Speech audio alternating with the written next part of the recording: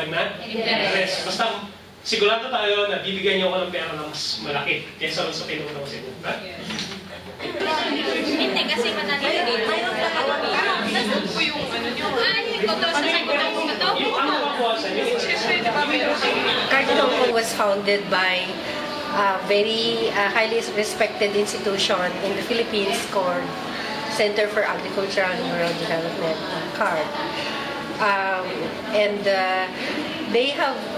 They began their interest on establishing their presence in Hong Kong because a lot of their members or clients are migrant workers themselves, and they left the Philippines, went to Hong Kong or countries like Hong Kong, and they continued their ties with CARD to their families.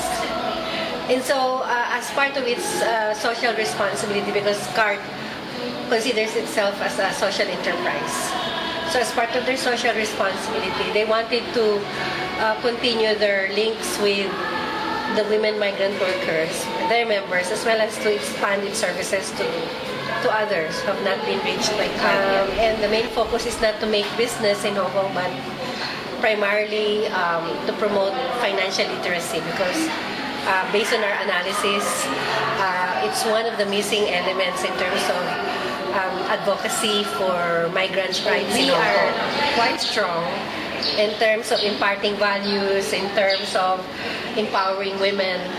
And most of all, we think that the model that we are introducing is really unique, whereby we provide the financial literacy in Hong Kong to the migrant workers, and their families back home are equally being educated by CARD institutions. One of the basic things that we are teaching in this course with Project B is, first of all, to understand what debt is.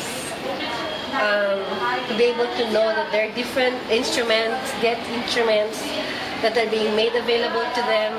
Because chances are these women who have come here and who have already in debts, most likely they're going to resort to borrowing money on top of what they already owe the agencies.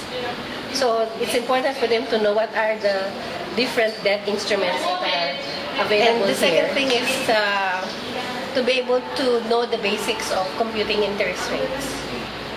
And these two go hand in hand together, to be able to identify who would be the reliable debtors or agencies who would be lending them money.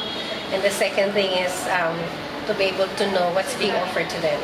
Because what we don't want them to happen is to further be trapped into that debt cycle. And of course, the next question that we also try to impart to them is being able to distinguish between bad debts and good debts. So for instance, we are not necessarily saying that you're not supposed to borrow money to pay your debts. Why not? If there's a very good lending package, they could take that opportunity to pay off existing debt, so that gradually they could release themselves from that cycle of debts. So there are basically there are a lot of wrong misconceptions out there, and you're trying to dispel Absolutely. No, so usually in the start of the class, or in the start of the first session, we ask, what do you want to be, right? And each person can answer that in any way that they want, right? Like, what do they want to be? But a lot answer like, oh, of course, like back in the Philippines with like their business or something. So Project B tries to kind of concretize these goals by putting numbers behind it, because we're numbers people. We work mostly in finance, and how do we do that?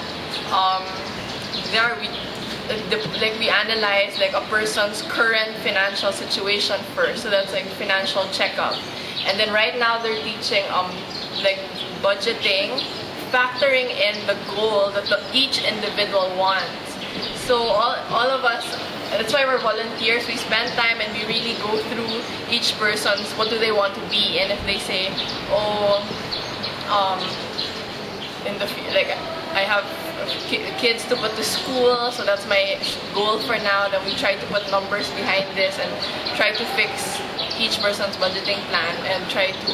I mean, a goal can seem really big, but if you cut it and divide it into 5 years and 12 months, I should save this particular amount to reach this goal. So, although project of what do you want to be is a big question, actually, through these training sessions and like the time of volunteers sharing their experience and going through the numbers together, that's what we try to do in the end. Our goal really isn't to spoon feed the participants, to tell them what to do.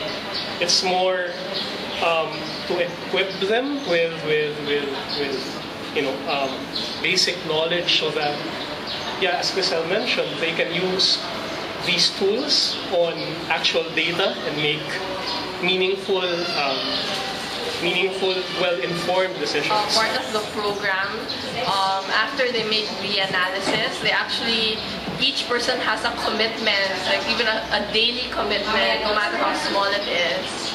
And so just some small steps, and we check on them the following week, like, did you actually do this? Well, I think CARD and Project B is a very good mission to OFWs because of the financial education they're imparting. And one thing that really inspired me of being one of the helpers of this financial literacy program is the way the CARD conducts their program, because it's like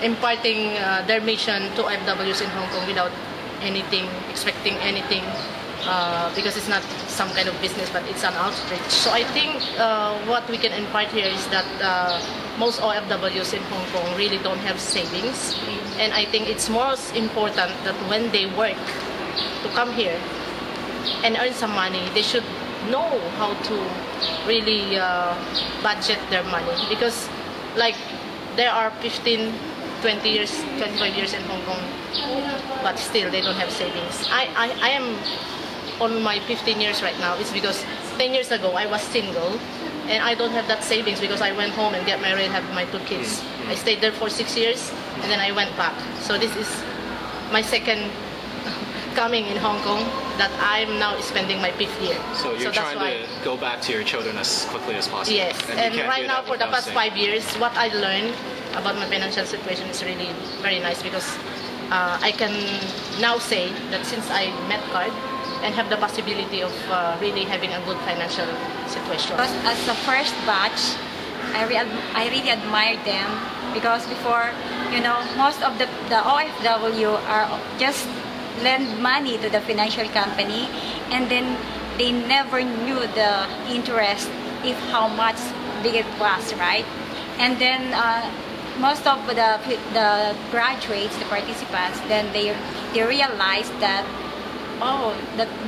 the interest rate was very high, so so now they just think first before they lend money. The general message that we would like to tell our kababayans would be that they should invest in terms of knowing these basic things, like financial matters, because they could really they have a lot of potentials in terms of establishing a new, better future for themselves and for their families.